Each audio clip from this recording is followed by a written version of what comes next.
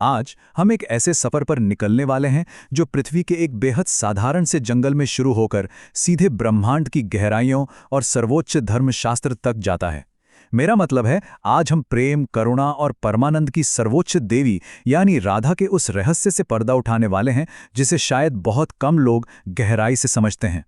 अब आपके मन में ये सवाल जरूर आ सकता है कि आखिर कैसे वृंदावन की एक बेहद विनम्र सी गोपी अचानक से इतनी शक्तिशाली बन गई कि उन्हें सर्वोच्च देवी का दर्जा मिल गया।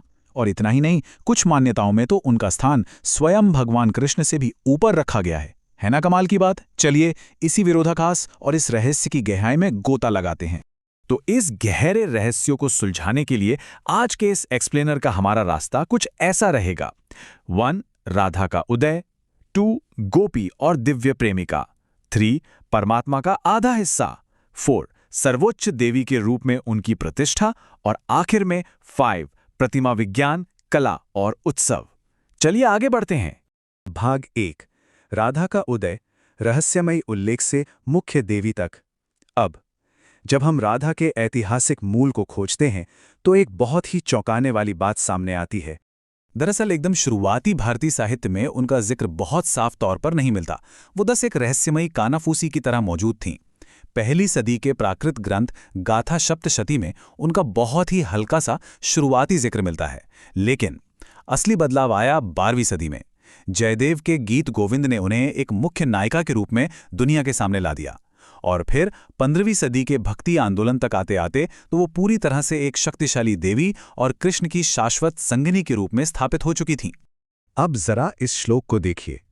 हे कृष्ण, जब आप अपने मुख की श्वास से राधा के मुख की धूल हटाते हैं तो आप अन्य गोपियों का गौरव छीन देते हैं। ये गाथा सप्तशती का श्लोक है जो पहली सदी का है। मतलब साहित्य में बहुत शुरुआत से ही ये बात मौजूद थी कि कृष्ण का राधा के प्रति एक खास झुकाव था जो उन्हें बाकी सबसे बिल्कुल अलग और श्रेष्ठ बनाता था। अब आते हैं भाग 2 पर, गोपी और दिव्य प्रेमिका, भक्ति के 2 रूप। चलिए साहित्य की दुनिया से निकलकर अब सीधे वृंदावन के उन हरे भरे जंगलों में चलते हैं जहां से इस प्रेम कहानी का मानवीय पहलू आकार लेता है। राधा की कहानी की शुरुआत बहुत ही जमीनी है। किंवदंतियों के मुताबिक ब्रज क्षेत्र में राजा वृषभानु और कीर्तिदा के यहाँ उनका जन्म हुआ और वो एक बेहद ही विनम्र गोपी के रूप में बड़ी हुईं। और यही वो साधारण शुरुआत थी जो आगे चलकर कृष्ण के साथ उस महान और अमर प्रेम कहानी की नींव बनी। अब यहाँ आकर हिंदू धर्मशास्त्र 2 बहुत ही अलग और दिलचस्प हिस्सों में बंट जाता है। एक तरफ है परकीया रस, जिसे गौड़ीय वैष्णव परंपरा मानती है। इसमें राधा को एक ऐसी प्रेमिका माना गया है जो प्रेम के लिए समाज के सारे नियम तोड़ देती है। इसे निस्वार्थ प्रेम का सबसे ऊंचा रूप कहा गया है। और दूसरी तरफ है स्वकीया रस, जिसे पुष्टि मार्ग और निम्बार्क संप्रदाय मानते हैं। ये परंपराएं राधा को कृष्ण की शाश्वत यानी हमेशा साथ रहने वाली पत्नी के रूप में पूजती हैं। तो एक तरफ परम प्रेमिका और दूसरी तरफ शाश्वत पत्नी, क्या गजब का वैचारिक संवाद है। चलिए आगे बढ़ते हैं भाग 3 पर, परमात्मा का आधा हिस्सा, ब्रह्मांडीय ऊर्जा। अब हम पृथ्वी के इस प्रेम से थोड़ा ऊपर उठकर गहरे धर्मशास्त्र की ओर जा रहे हैं, जहां राधा सिर्फ एक प्रेमिका नहीं है। मंदिरों की कलाकृतियों और प्रतिमा विज्ञान में आपने अक्सर अर्धनारी या अर्धनारीश्वर रूप देखा होगा, जिसमें आधा शरीर राधा का होता है और आधा कृष्ण का। अब इसका सीधा सा मतलब ये है कि राधा और कृष्ण दरअसल 2 नहीं बल्कि एक ही हैं। वे अविभाज्य हैं।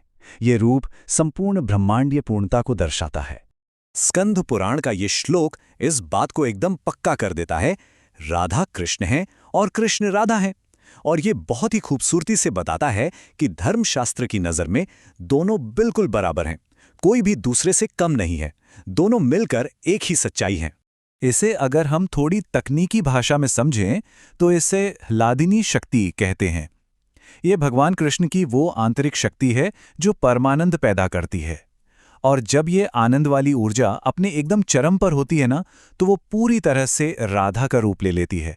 सरल शब्दों में कहें तो पूरे ब्रह्मांड में जो भी आनंद और प्रेम है, राधा उसी का साक्षात रूप है। और यही हमें लाता है भाग 4 पर, सर्वोच्च देवी के रूप में प्रतिष्ठित परम गुरु। आइए देखते हैं कि कैसे कुछ परंपराओं ने राधा को सबसे ऊंचे पायदान पर बिठा दिया। कुछ परंपराएं तो एक कदम और आगे जाती हैं और राधा के नाम को कृष्ण से भी पहले रखती हैं। राधा वल्लभ संप्रदाय में सिर्फ राधा को ही सर्वोच्च सत्ता माना जाता है और कृष्ण उनके सेवक की भूमिका में देखे जाते हैं। राधा तंत्रम ग्रंथ तो उन्हें एक स्वतंत्र देवी और यहाँ तक कि स्वयं कृष्ण की परम गुरु मानता है। और निम्बार्क संप्रदाय वो पहला संप्रदाय था जिसने अपनी पूरी विचारधारा को ही देवी राधा के इर्द गिर्द बुन दिया।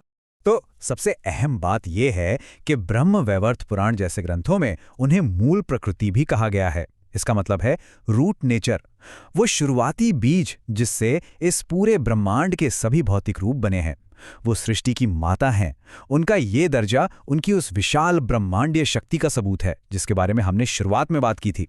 चलिए अब आते हैं अपने आखिरी हिस्से पर, भाग 5, प्रतिमा विज्ञान, कला और उत्सव, दिव्य पवित्रता का जश्न। ये जो इतना गहरा धर्मशास्त्र है, इसे सदियों से कला और त्योहारों में कैसे उतारा गया है? जब हम मूर्तियों या तस्वीरों को देखते हैं तो वो बहुत गहरे अर्थों से भरी होती हैं। उनकी चमकती सुनहरी रंगत सिर्फ शारीरिक सुंदरता नहीं है, ये उनकी दिव्य पवित्रता और ऊर्जा की निशानी है। उनके हाथ में मौजूद सुनहरा कमल आध्यात्मिक ज्ञान और भीतरी अलौकिक सौंदर्य का प्रतीक है। पारदर्शी घूंघट और मोतियों के आभूषण, ये सब उनकी उस शुद्ध दिव्य ऊर्जा का जश्न मनाते हैं।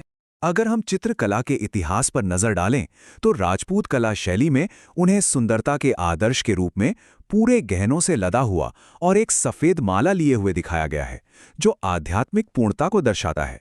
वहीं दूसरी तरफ कांगड़ा शैली की पेंटिंग्स में प्रेम के विषय पर ज्यादा फोकस है, जहां अक्सर कृष्ण बस चुपचाप बैठकर राधा को निहार रहे होते हैं। कला के जरिए उन्हें समझने का ये एक बहुत ही खूबसूरत तरीका है। और सिर्फ कला ही क्यों, हमारे उत्सवों को ही ले लीजिए। राधाष्टमी उनका अवतरण दिवस है, जहां बरसाना में विशेष उपवास और भव्य आरती होती है।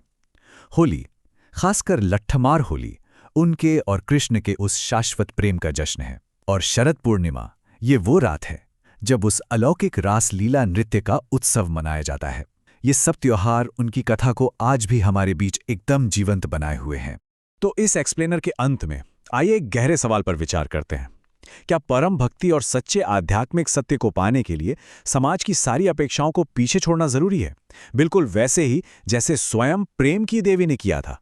राधा का सफर एक साधारण गोपी से लेकर सर्वोच्च ब्रह्मांडीय ऊर्जा तक सिर्फ एक कहानी नहीं है, ये मानव आत्मा की मुक्ति की खोज का प्रतीक है। क्या सामाजिक बेड़ियों को तोड़े बिना सच्ची आध्यात्मिक गहराई तक पहुंचना मुमकिन है?